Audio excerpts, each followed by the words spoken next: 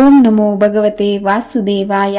ಶ್ರೀ ಗುರುಚರಿತ್ರೆ, ಶ್ರೀ ದತ್ತಾತ್ರೇಯ ಚರಿತ್ರೆ, ನಿತ್ಯ ಪಾರಾಯಣ ಗ್ರಂಥ, ಅಧ್ಯಾಯ 33. ಶ್ರೀ ಗುರುಭ್ಯೋ ನಮಃ. ಹರಿ ಓಂ. ಹೀಗೆ ದತ್ತ ಹಾಗೂ ಆತನ ಪತ್ನಿಯು ಶ್ರೀ ಗುರುಗಳ ದರ್ಶನಕ್ಕಾಗಿ ಮಾರನೆಯ ದಿನ ಬೆಳಿಗ್ಗೆ ಬಂದರು. ದತ್ತ ಪತ್ನಿಯು, ಹೇ ಗುರುದೇವ, ನಾವು ನಿನ್ನೆ ದುಃಖಮಗ್ನರಾಗಿದ್ದಾಗ ಯೋಗಿಯೊಬ್ಬರು ಬಂದು ನನ್ನ ಪತಿಯ ಶವಕ್ಕೆ ರುದ್ರಾಕ್ಷಿಯನ್ನು ಕೊರಳಲ್ಲಿ ಕಟ್ಟಿದರು. ತಮ್ಮ ಪಾದೋದಕವನ್ನು ಪ್ರೋಕ್ಷಿಸಲು ನನಗೆ ಹೇಳಿ ಅದೃಶ್ಯರಾದರು ಎಂದು ಹೇಳಿದಳು. ಆಗ ಶ್ರೀ ಗುರುಗಳು, ತಂಗಿ, ನಾವೇ ಯತಿರೂಪದಲ್ಲಿ ಬಂದು ರುದ್ರಾಕ್ಷಿ ನೀಡಿದ್ದು ಎಂದು ಮುಗುಳ್ನಕ್ಕು ಹೇಳಿದರು. ರುದ್ರಾಕ್ಷಿ ಮಹಿಮೆಯು ಅಪಾರವಾದುದೆಂದು ಹೇಳಿದ ಅವರು ಈ ವಿಷಯದಲ್ಲಿ ಪ್ರಸಂಗವೊಂದನ್ನು ಹೇಳಿದರು. ಕಾಶ್ಮೀರದ ರಾಜ ಭದ್ರಸೇನನಿಗೆ ಸುಧರ್ಮನೆಂಬ ಪುತ್ರನಿದ್ದನು. ಅವನು ಆಗ ಮಂತ್ರಿ ಪುತ್ರ ಶಿವಭಕ್ತರಾಗಿ ಸದಾ ರುದ್ರಾಕ್ಷಿ ಧರಿಸುತ್ತಿದ್ದರು. ಒಮ್ಮೆ ಪರಾಶರ ಮಹರ್ಷಿಗಳು ಅಲ್ಲಿಗೆ ಬಂದರು. ರಾಜನು ಅವರನ್ನು, ಸ್ವಾಮಿ, ನನ್ನ ಪುತ್ರ ಹಾಗೂ ಮಂತ್ರಿಯ ಮಗ ಆಭರಣಗಳನ್ನು ಬಿಟ್ಟು ರುದ್ರಾಕ್ಷಿಯನ್ನೇಕೆ ಧರಿಸುತ್ತಾರೆ ಎಂದು ಆಶ್ಚರ್ಯದಿಂದ ಕೇಳಿದನು. ಆಗ ಮಹರ್ಷಿಗಳು ಆತನಿಗೆ ಪ್ರಸಂಗವೊಂದನ್ನು ನಿರೂಪಿಸಿದರು. ಒಬ್ಬ ವೇಶ್ಯೆಯ ಮನೆಯಲ್ಲಿ ಒಂದು ಕೋಳಿ ಹಾಗೂ ಮಂಗ ಸಾಕು ಪ್ರಾಣಿಗಳಾಗಿದ್ದವು. ಒಮ್ಮೆ ಶಿವಪುತ್ರನೆಂಬುವನು ವೇಶ್ಯೆಗೆ ಒಂದು ರತ್ನಲಿಂಗವನ್ನು ಪಾರಿತೋಷಕ ನೀಡಿದನು. ಅಂದು ರಾತ್ರಿ ಆಕಸ್ಮಿಕವಾಗಿ ಅವಳ ಮನೆಗೆ ಬೆಂಕಿ ಬಿದ್ದು ಎಲ್ಲವೂ ಸುಟ್ಟು ಹೋಯಿತು. ದುಃಖಿತನಾದ ಶಿವಪುತ್ರನು ರತ್ನಲಿಂಗವು ನಾಶವಾದುದಕ್ಕಾಗಿ ಅಗ್ನಿ ಪ್ರವೇಶ ಮಾಡಿದನು.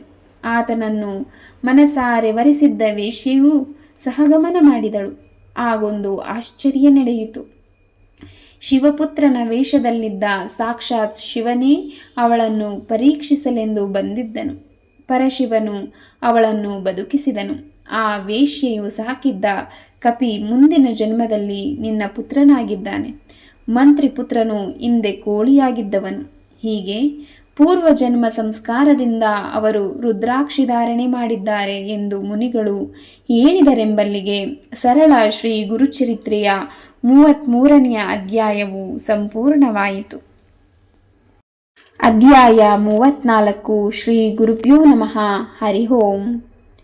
ಪರಾಶರ ಮಹರ್ಷಿಗಳು ರಾಜನಿಗೆ ರುದ್ರಾಕ್ಷಿ ಮಹಿಮೆಯನ್ನು ಮುಂದುವರೆಸುತ್ತಾ, ರಾಜನ್, ನಿನ್ನ ಮಗನಿಗೆ ಕೇವಲ 10 ವರ್ಷಗಳ ಆಯುಷ್ಯವಿದೆ.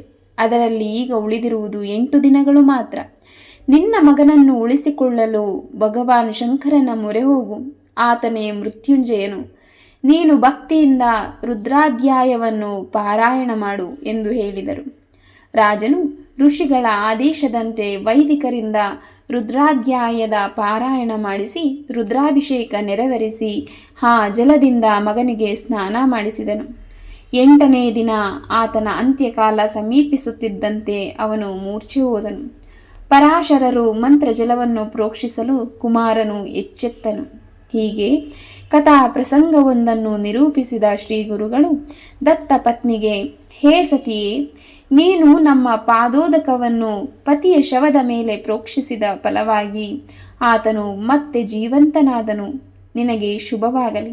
ನೀವು ಭಕ್ತಿಯಿಂದ ಪರಮಾತ್ಮ ಸ್ವರೂಪರಾದ ಗುರುಗಳನ್ನು ಸ್ಮರಿಸಿ ಎಂದು ಆಶೀರ್ವಾದ ಮಾಡಿದರೆಂಬಲ್ಲಿಗೆ ಸರಳ ಶ್ರೀ ಗುರುಚರಿತ್ರೆಯ 34ನೇ ಅಧ್ಯಾಯವು ಸಂಪೂರ್ಣವಾಯಿತು.